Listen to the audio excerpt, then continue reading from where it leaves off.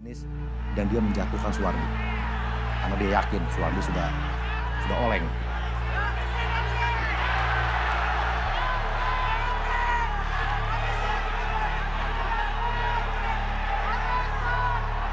Action! Begitu sampai ke ground, dapat posisi side control. Itu adalah posisi yang sangat dominan bagi seorang ground fighter. Erpin di atas, Wardi di bawah, Erpin mendapatkan ground control. Kita mikir, wah selesai sudah Suwardi. Pala sudah pusing, dapat ground control lagi, side control lagi. Ini berbahaya sekali.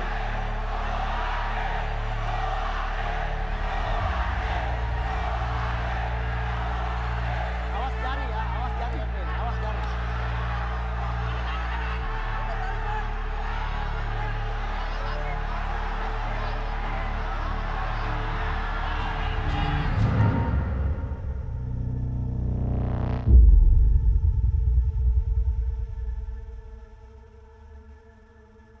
Tapi ternyata Suwardi nggak menyerah begitu aja.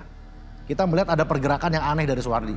Kita melihat tangannya seperti, kakinya itu seperti menangkap tangannya Erpin. Kita juga bingung pada dia itu ngapain, kakinya menyilang. Terus tiba-tiba kakinya dilurusin dan ternyata ada kuncian.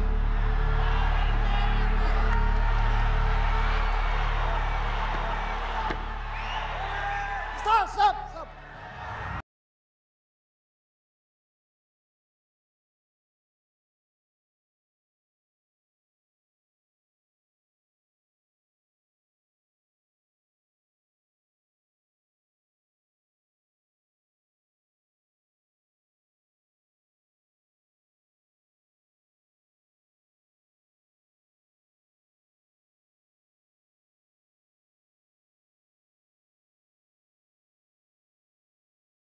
Saya itu udah bunyi sampai 3 kali kalau nggak salah, bunyi tek tek tek tek tek.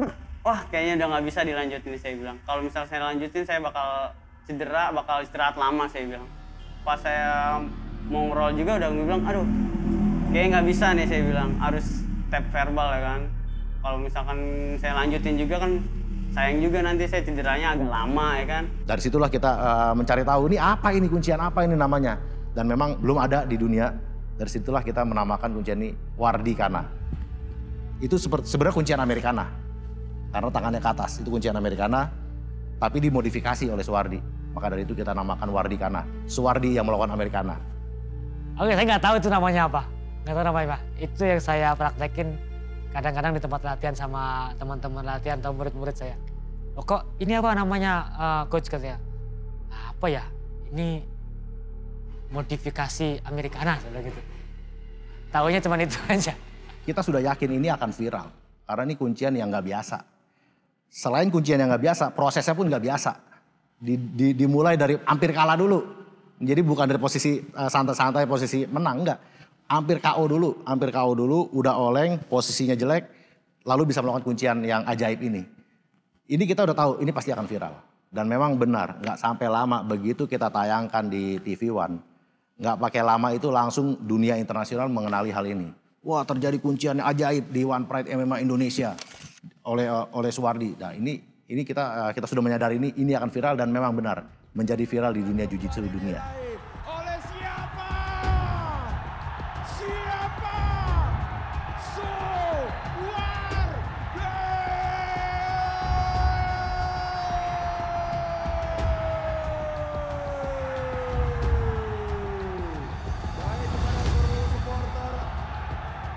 Seluruh supporter agar tetap tenang.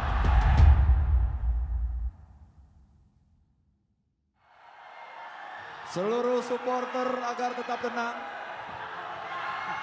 Halo, PSAT.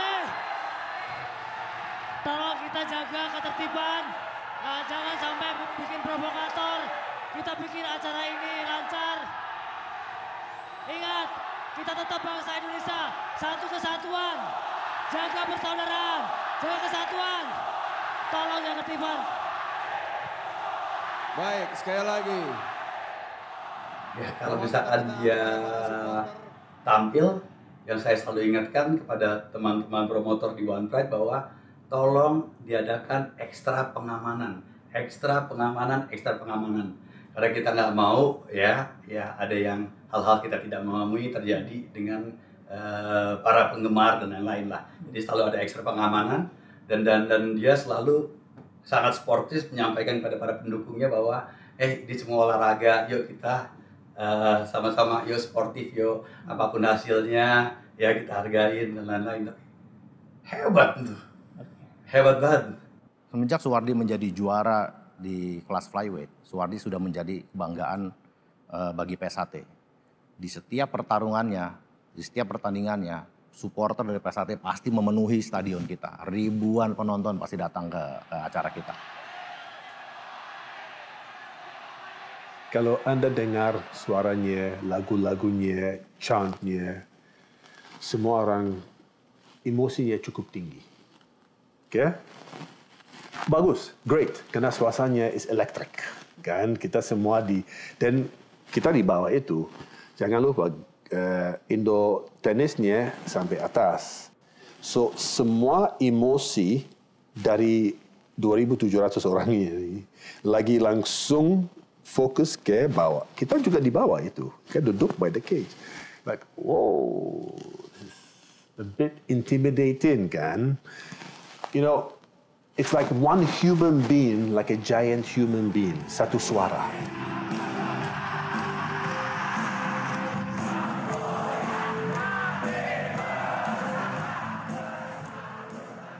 Kita sangat senang akan hal ini karena euforianya, serunya itu kita benar-benar sangat luar biasa ya dengan ribuan penonton hadir pada saat itu. Tapi kita juga was-was karena dengan ribuan penonton ini juga kalau ada apa-apa, ada sedikit keributan, kerusuhan, ini pasti akan sangat besar. Jadi kita juga was-was. Di satu sisi kita senang, di satu sisi kita juga was-was.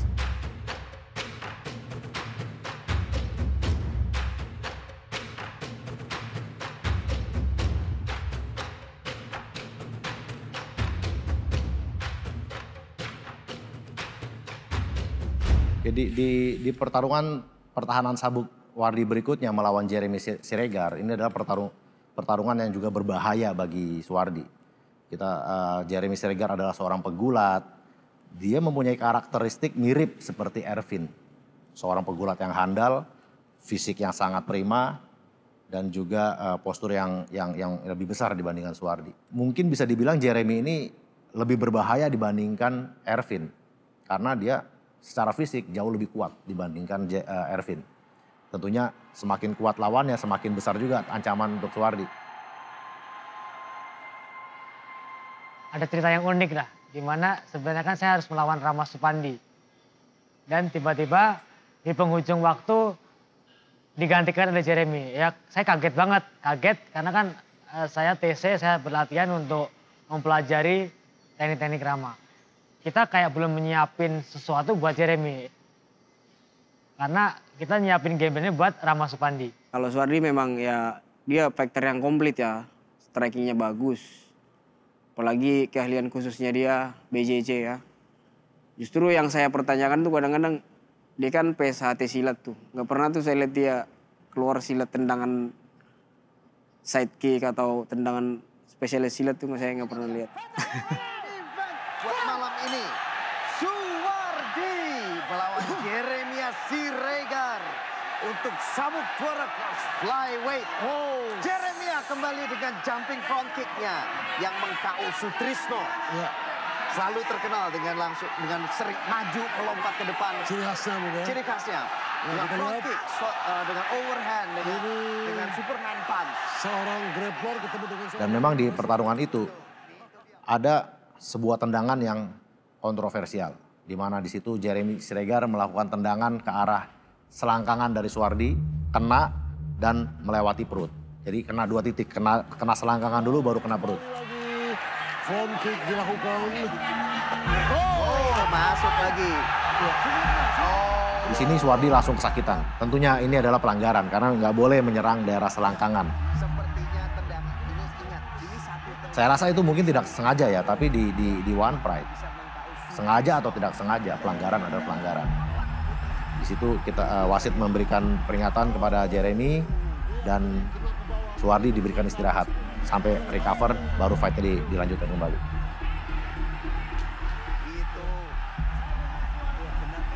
Itu tendangan sangat keras dengan damage yang luar biasa itu. Kalau menurut saya itu tendangan saya paling kencang itu kena ke bagian perut. Memang ketarik celananya, namanya ada celana. Tapi secara logika itu tendangan sekencang itu kalau kena kemaluan tidak mungkin dia secepat dalam hitungan detik bisa fight kembali. Pasti minimal 5 menit dia harus recovery. Itu sih yang saya ingin klarifikasi. Tapi kan saya ngerasain, saya yang ditendang sampai mereng-mereng batoknya itu. Rasanya juga wow, mules gitu. Teman-teman juga pasti ngilu lah kalau ada kondisi saya mungkin. Itu benar, itu bisa saya rasakan dari sini. Saya bilang sakitnya nggak seberapa, mulesnya itu. Mulesnya itu, saya di sini juga sampai mules nih bayanginnya. Iya, rasanya luar biasa. Diberikan waktu untuk recover. Setelah fight berlangsung, ada satu pukulan Jeremy yang masuk telak ke Suwardi. Sama lagi nih, kejadiannya mirip lagi. Ribuan penonton dibuat bungkam oleh Jeremy Siregar karena pukulan telak itu membuat Suwardi goyang. Suwardi hampir KO. Melihat hal itu, Jeremy juga mencium darah kali ini. Dan memang benar pada saat itu Suwardi memang sudah kewalahan. Diserang berborbardir bertubi-tubi, tendangan masuk, pukulan masuk. Sesuai dengan latar belakang bela dirinya, dia melihat lawan sudah goyang, di take down lah Suwardi. Kita lihat lagi, sudah masuk ke clinch. Apakah Jeremy bisa begitu di take down, another magic. Ini kita benar-benar di luar dugaan kita. Kita nggak mikir ini bisa terjadi lagi, tapi ternyata kejadian lagi.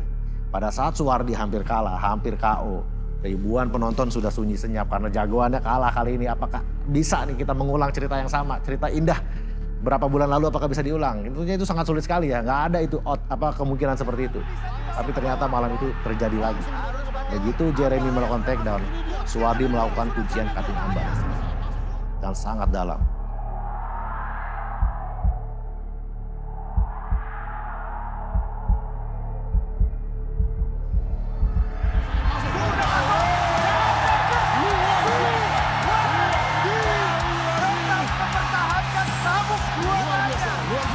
dengan kuncian di ronde pertama. Selalu saja kejutan yang luar biasa muncul dari seorang Suwardi. Ribuan penonton yang tadinya bungkam meledak kembali untuk kedua kalinya. Ini benar-benar luar biasa ya sebagai supporter Suwardi. Jagoannya ini hampir kalah mulu. Tapi seperti seorang pesulap yang handal, begitu sampai ground nggak pakai hitungan lama, hitungan detik aja langsung menang. Saya memang akuin dia kuat, dia bagus di submission. Saya akuin itu, saya nggak pernah bohong-bohong kalau sama orang, sama lawan. Saya selalu akuin kelebihan lawan tuh, saya selalu akuin. Pancingannya benar juga, dia pura-pura pegang jatuh. Tiba-tiba udah kena kunci ya, panik. Satu panik juga. Tapi begitu saya lihat review pertandingan, waduh, kepala saya sebenarnya cuma begini aja itu bisa lepas. Nah itulah, namanya pertandingan nggak bisa diprediksi. Satu juara, satu Indonesia. Saya mohon dengan tolong jangan sampai jadi keributan. Dari tadi dia.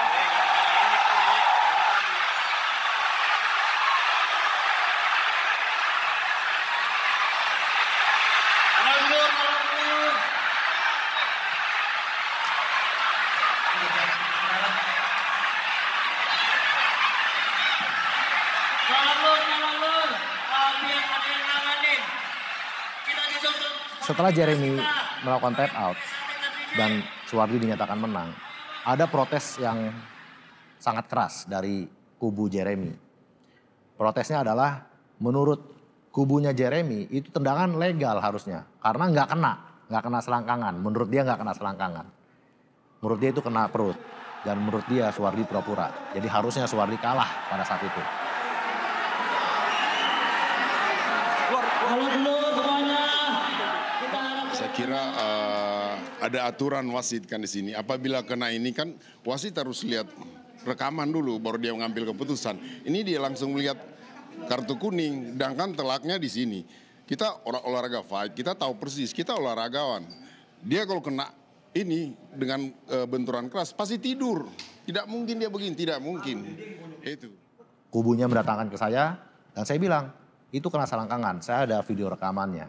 Tapi ya namanya mungkin sudah dibutakan oleh emosi, dia nggak terima. Dan dia menunjukkan gestur-gestur yang tidak baik ke Suwardi, ke promotor, dan juga ke penonton, ke supporter. Tentunya supporter dipancing seperti ini menjadi ya pancingan, pasti akan menyulut emosi para supporter. Ribuan supporter itu marah terhadap kubu dari Jeremy karena gestur-gestur yang tidak baik ini dari kubu Jeremy. Ada protes dari kontra Jeremy. Itu yang mengakibatkan jadi kayak biang kerusuhannya. Tolong lur. Biar ada yang nanganin. Kita dituntut sportivitas kita sebagai pemain santai dan DJ. Ayo lur, tolong lur.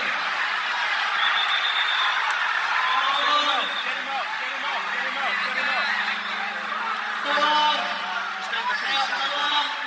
Hey, someone locked the other door.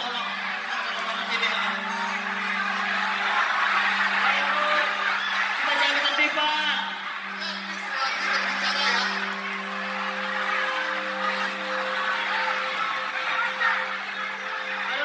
Tapi alhamdulillah ya, teman-teman yang ikut Suwardi yang datang dan waktu yang tadi sama Jeremy itu ada slight incident.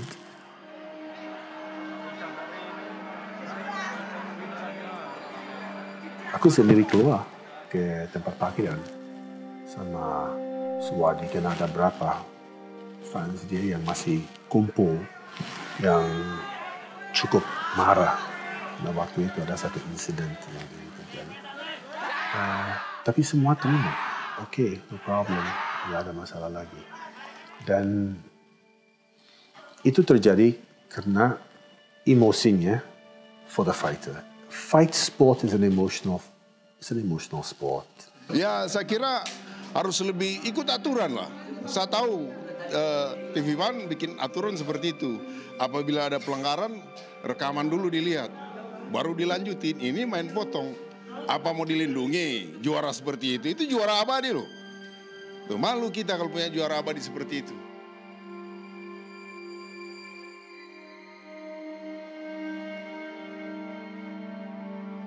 Kenapa saya protes kalah? Ya wajar, kita protes apa yang kita alami, bukan kita protes harusnya Jeremy yang menang. Enggak, kita enggak gitu.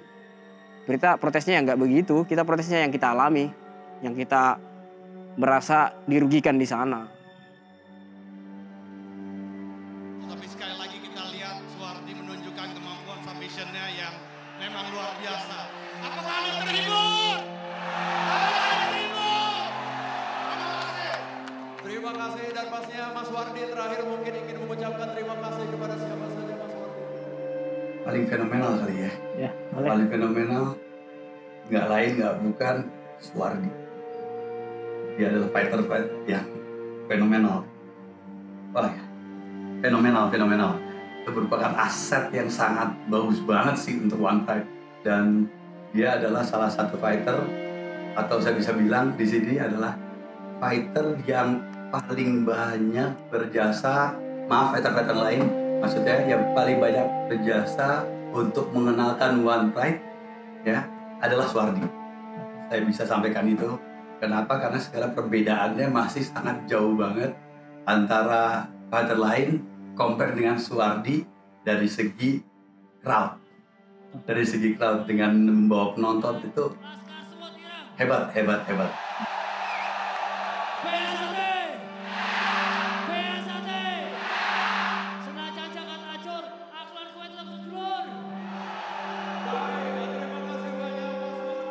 Saya melihat dia itu pertama kali dari VT yang dibuat oleh tim produksi dari TV One, ya, tim produksi One Pride.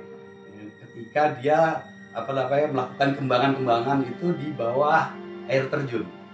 Nah itu saya masih nggak lupa. Itu pertama kali ketika saya menyerahkan belt ini, ya menyerahkan belt ini ke dia. Itu kali pertama saya berinteraksi langsung ya dengan Mas Wardi, dengan the champion. Ya, dia langsung bilang, waduh Pak, ambilnya gitu kan. Buat acara kok bagus gini sih Pak. Wah, hebat. Saya bilang makasih Mas, thank you. Ya makasih Mas udah ikutan di sini dan mudah-mudahan bisa ke depannya bantu sama-sama gedein One Pride lah.